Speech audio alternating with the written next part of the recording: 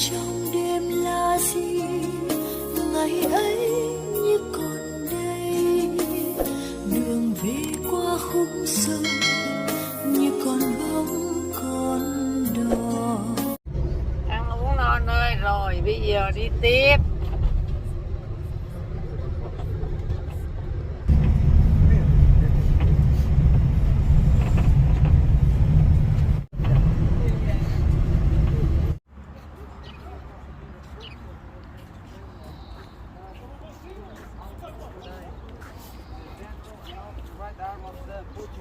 John I. Okay? His brother, Pedro Almeida, was a general of the Spanish army actually. So he was a general of the Portuguese army, and his brother was a general of the Spanish army. Here in one area, on the outside, we can almost see the Gothic style. If you take a look, you will see a lot of gargoyles. We have more than 100 gargoyles in this monastery. It's great to understand the gargoyles which more complex in the both sides. They have people only studying gargoyles. Every gargoyle can have a different meaning. Most of them just for the monks to know what they should do when they are outside of the monastery. Okay? But as I said, every gargoyle can have a different meaning. We have a gargoyle on the other side of the monastery that is a man with his pants down, showing his butt east is the direction of Spain. Just make fun of them because they lost the battle of El Churubusco. It is century, I believe. Yeah. Let's go to the front door. We can go in. Sure.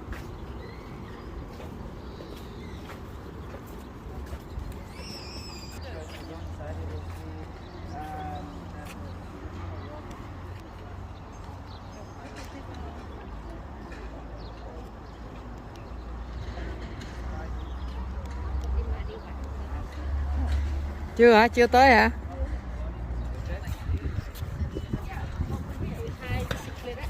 Hả? 12 ông Phong, ông Thánh Tông Đồ á. Ừ. Ông chú Giêsu à? Còn cái cục Ờ, trái đất á. Rồi. Dạ, giống như là Giêsu. Should have guessed right there. That's cái gì? Yes, it's a good son.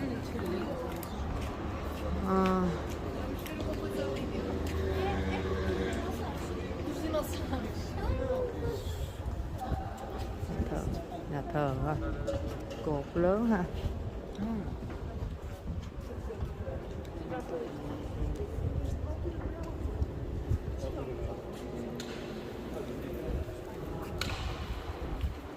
Unfortunately, I don't think we have time enough to visit the whole monastery. Okay, I would only recommend you to visit the church, and if you want to go around the monastery, you have time for that. Okay? This part, actually, as you can see, we don't have the ceiling, so this is the unperfect chapel. It is not finished because they sent all the workers from here to the Geronimus in Lisbon to build the Geronimus. In the first cloister, and this one is where you can see the Manolino style, that style that was created by the Portuguese people in the 16th century. And then in the second cloister, we have the Gothic style, more simple, because the monks, they didn't want too much detail on on their cloister. Okay, if you take a look to the ground, to the floor. And then we have this marking specific that I think that everyone can recognize. Yeah, right. So my question for you is, why do we have the swastika cross here in the monastery? Do you have any idea? Find the same mark.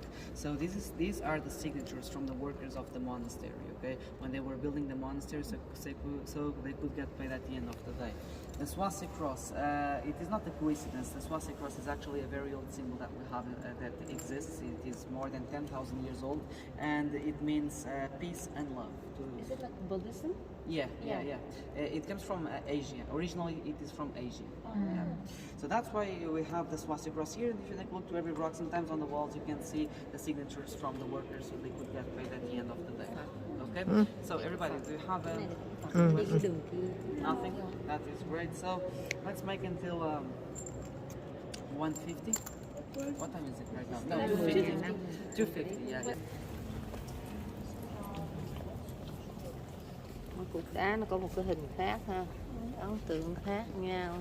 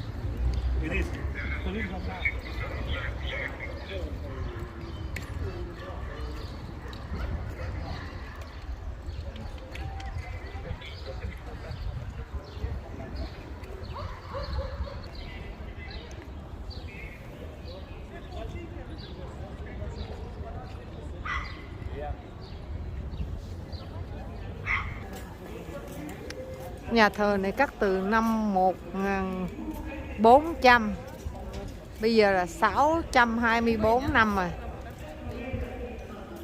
Rất rộng lớn, quá chừng lớn luôn.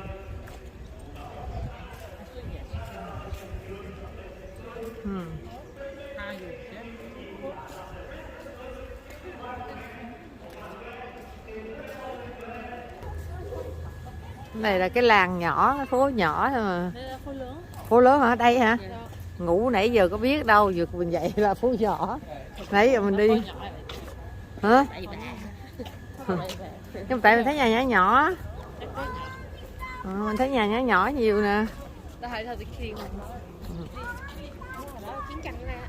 Ở đó chiến tranh với nước nào? Spania hả? Tây Ban Nha với Portugal. Hai người đánh nhau. Cái chỗ này có ranh giới hả? Chiếm hả? À. Đường lên núi, lên Fatima.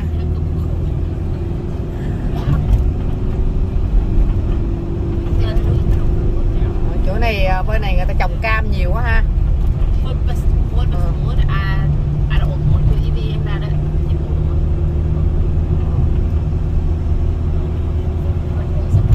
Từ đây mình đi lên Fatima thêm 25 phút nữa. Đường đi lên dốc núi nè.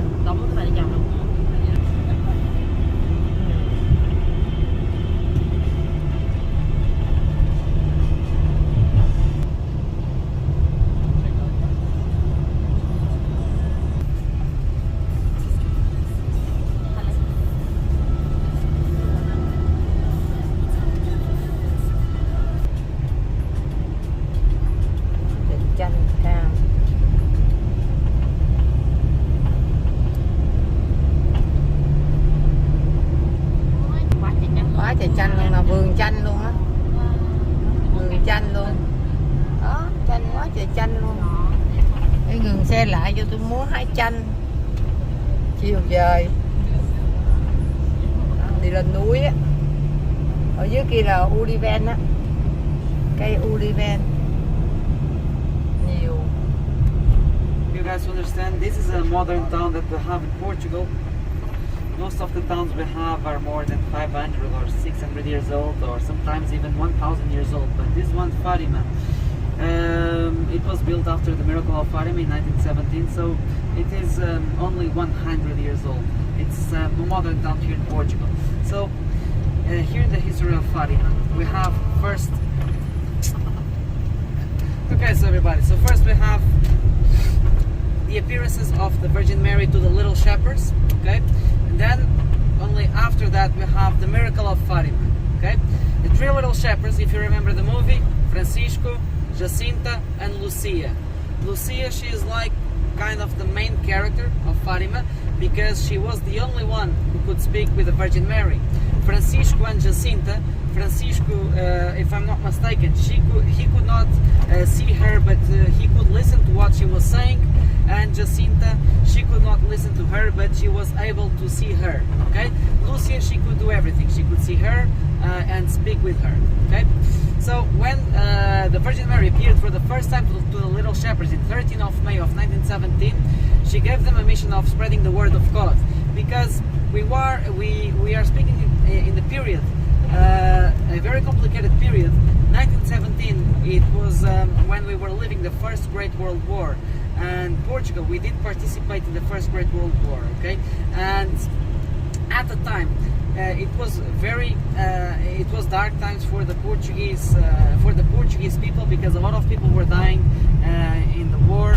And also, we just ended the monarchy here in Portugal in 1910, so we were living some problems in Portugal. So it was important for the Portuguese people to go to the church and to keep their faith. Okay, so that was the thing. The problem was, when the little shepherds started to spreading the word of God, there were not too many people believing in what they were saying, because if we think about this, it is just children saying that they are speaking or they are having meetings with the Virgin Mary. So everyone can say this, and then it is up to you to believe or not. Okay, so this is when we have the miracle of Fatima, because they told Virgin Mary that not many people were believing in what they were saying. So Virgin Mary said that she was going to make a miracle, and after the miracle, everyone is going to believe them. So the miracle of Fatima is actually the confirmation about what the little shepherds were saying was the truth. So does everyone knows about the miracle, right? No. No? Yes? No? Jacqueline, what is the miracle then? The apparition of like the sun coming in and out, and then there was a radiance of different colors. Exactly. And it had rained, but then in an instant it dried everybody. Okay. Just to make sure, because when I ask about the miracle, everyone thinks that is the appearances, but we have the appearances and then the miracle. Very good, Jacqueline. So it is considered a miracle because, well, the science cannot explain this phenomenon, and it is called the miracle of the sun. The sun was dancing on the sky for more or less 15 minutes without stopping. It was three different times. Okay, so this miracle, it was witnessed by 50,000 people. So a lot of people saw this miracle, and we also have real photographs of the miracle. Of course, we don't have photographs of the sun moving on the sky. That is impossible because, well, the photograph can only capture a moment. But we do have photographs of the people looking to the sky, watching the miracle happening. Okay, so after the miracle in 1917, 13th of October of 1917. Just a second. Okay. So only after the miracle, after that they started building the sanctuary of Fatima. The first chapel they built, it was the chapel of the appearances, next to the tree where the Virgin Mary appeared for the first time to the little shepherds. Okay. The chapel of the appearances is actually a very small chapel. Okay, you cannot go inside, but you can see the outside of that chapel. Okay, the mass is happening there almost 24/7 in several languages. It can be Portuguese, Spanish, English, Chinese, Deutsch. It can be in different languages for everybody. Okay, let's go outside. I'm going with you to the church, to the sanctuary. Okay, what I am doing. And this parking lot is going to be the meeting point for us as well. Okay, so it is important to memorize what we are going to do right now. Okay, let's go.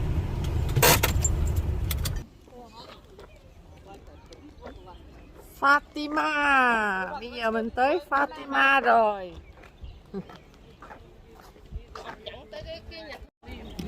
You can decide where you want to start. We also in Madrid noticed there's a starting point of sunlight to Santiago.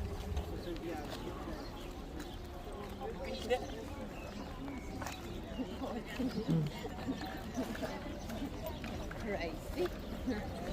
Quer saber não? Isso aqui eu comprei, está tudo respeitado. Fatima, mình đã đến Fatima, Portugal rồi.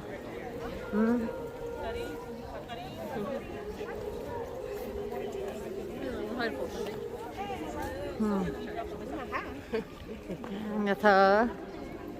Này lúc nào cũng có lễ mà. Lễ 24 trên 24 luôn á. Đủ thứ tiếng hết.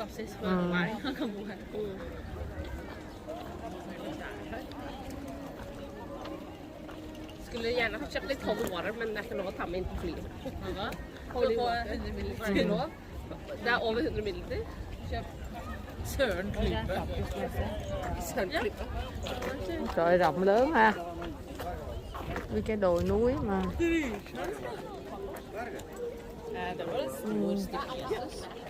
Hả? À. Này giờ cây này ta rào lại nè, cây gì? Everything okay? Small chapel inside of this modern building that is protecting the chapel, okay? I was telling you, you cannot go inside, you can only see it from the outside. The only person that I know that can go inside it is the Pope when he comes to Portugal, okay? You always want to have a private moment with the image of the Virgin Mary, okay? In the other side of the sanctuary, you have the biggest church of Portugal for a capacity for more than 8,500 people, okay? On the way to that church, you will see some stairs going down, and those stairs is going to give you access to the underground chapels of the sanctuary, and also you have the Museum of Fatima. In the Museum of Fatima, you can find one of the most important objects we have in Fatima. There is the crown of John Paul II. If you know the story when he was shot by a pistol when they tried to kill him, he was shot and then he decided to put the bullet in the crown. So that crown you can see it in the Museum of Fatima. So if you have time enough, or if you want to do it, it is possible for you to visit the museum to see the crown. Okay. Here, in this church is where you can find the tombs of the little shepherds. On the left, you have the tombs of the women. There is Lucia and Jacinta, and then on the right side you have the tomb of Francisco. I always recommend you to start here in this church, and then you can visit the Museum of Fatima if you just want to go to the underground chapels. If you want to buy a candle, if you want to burn a candle, it is in the other side of the Chapel of the Appearances, okay? The prices, this is important. The price, it is going to say 80 cents or €1 a candle, but this is a donation. You decide how much you want to pay for it. If you want to give a little bit more, it is up to you. If you don't, it is up to you as well. Okay? So, do you have any questions? No? Everybody? It's going to be 1 hour.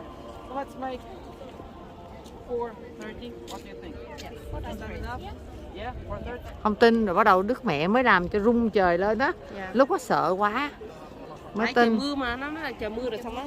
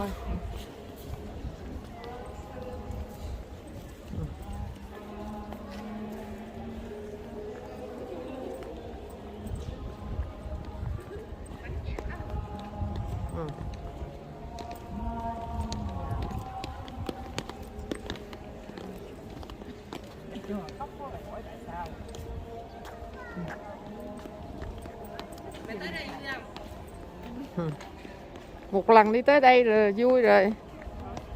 Được đi hả? Còn pin. Còn nay sạc tới bao nhiêu rồi?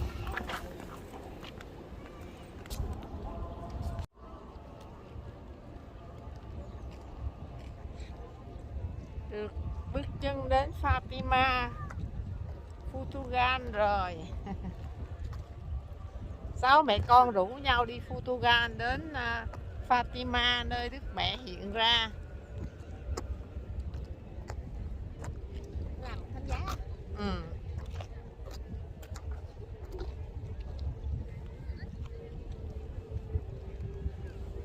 Cắt cái này ra nó tránh nắng cho khỏi hư. Vô thì mình vô. Mấy đứa đó được à, mấy đứa. Dạ. Mấy đứa đi lên đó hả? Dạ. Mua xem trên đó hả? Dạ, đưa xem một lắm. À. Chắc lên đó mình đi coi. Còn trong này là gì đây? Trong này Là cái nhà thờ nữa. Tới 8-9 ngàn người để vô mua. à. Trong đó là cái nhà thờ. Dạ. Còn bên này là cái nhà thờ cũ hồi xưa để bảo tồn lại. Còn đây là cái nhà thờ chính.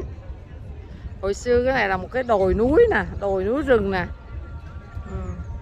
Lúc Đức Mẹ hiện ra ở đây, ba trẻ chăn cừu là ở đây là cái đồi núi đây. Cái quảng trường rất là rộng lớn luôn.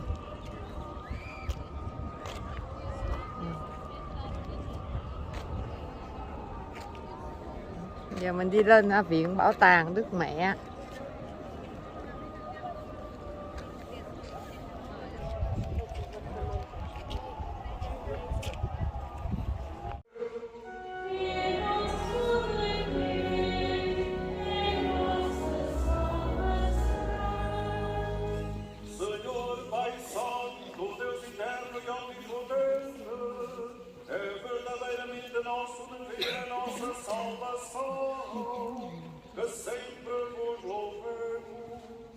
Mas com maior solenidade neste dia, em que Cristo, nossa Páscoa, foi imolado.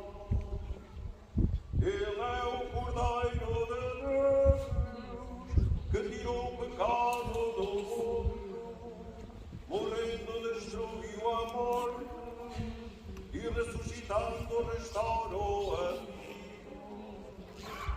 Por isso, na plenitude da alegria pascal, exultam os homens por toda a terra, e com os anjos e todos os coros celestes proclamam a vossa glória, cantando numa só voz.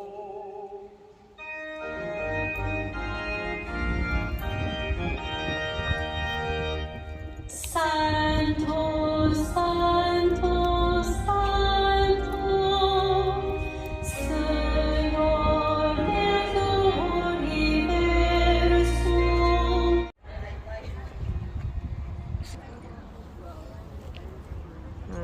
1876 ngày 2 tháng 3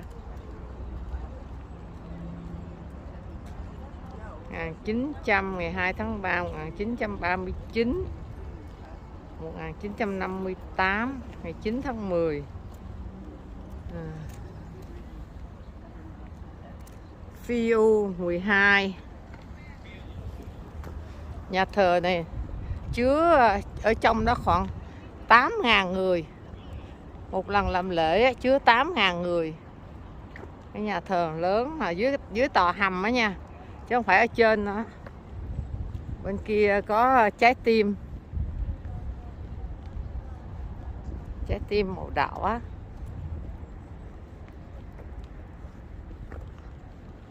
Có Đức Mẹ nè. Quảng trường lớn thì là lớn luôn. Hình mấy ông Đức Thánh Cha hả?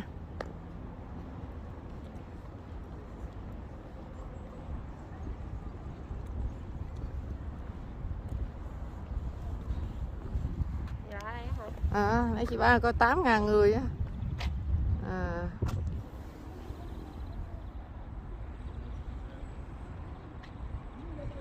Joseph Harvest Buddha 1872 ngày 15 tháng 1 1872 ngày 4 tháng 8 1920.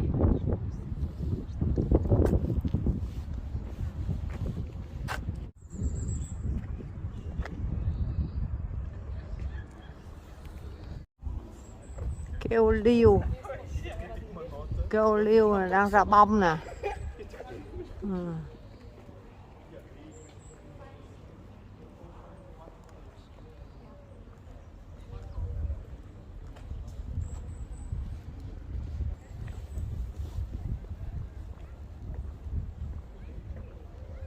Cao á. Tượng Chúa cao khoảng mấy trăm mét, 200 mét không? Cái gì 50?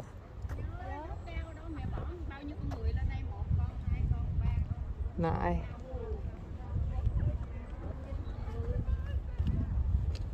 Người mấy mét? Mét rưỡi? 2 mét? Mét mấy? Mét rưỡi.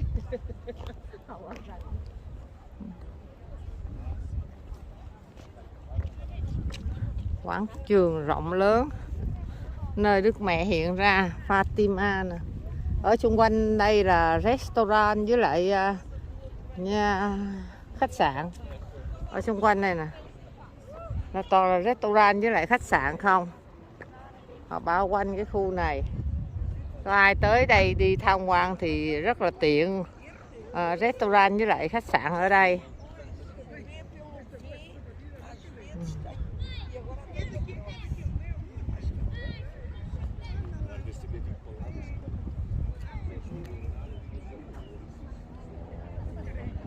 Follow thứ hai, Young follow 2.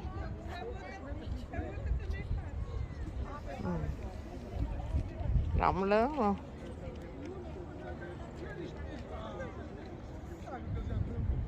Rồi.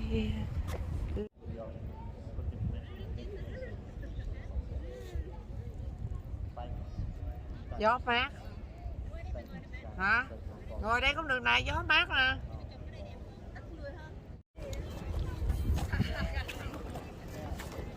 Hello bé Nhung đang ở đâu đây? Ở Fatima. Fatima ở nước nào? Ở Portugal. Portugal. Đúng rồi. Bồ Đào Nha.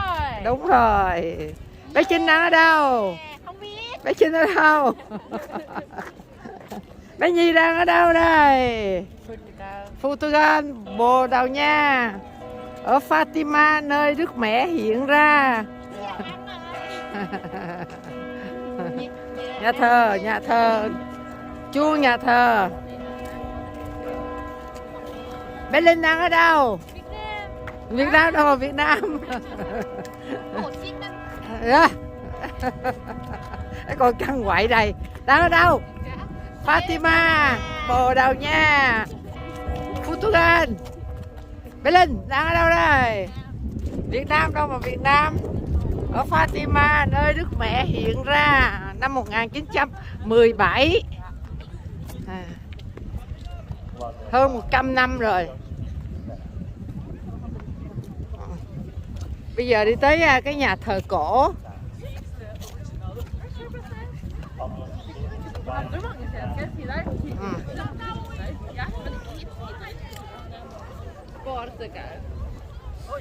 Đông chưa nè, đó.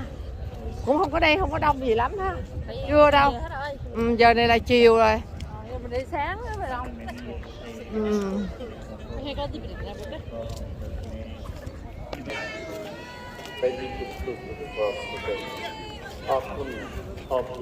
Volet. Santa Mãe de Deus.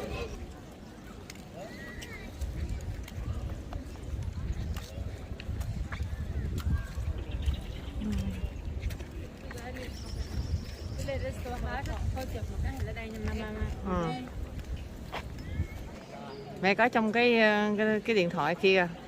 Oversetter. Mẹ hỏi chắc. Đây là cây sồi nè. Ba trẻ chăn cừu đứng ở đây để đợi Đức Mẹ hiện ra. Bây giờ họ bảo quản, họ rào lại hết á, để cho mọi người khỏi vô. Cây này hơn 100 năm rồi. Năm xưa trên cây sồi, làng Fatima xa xôi.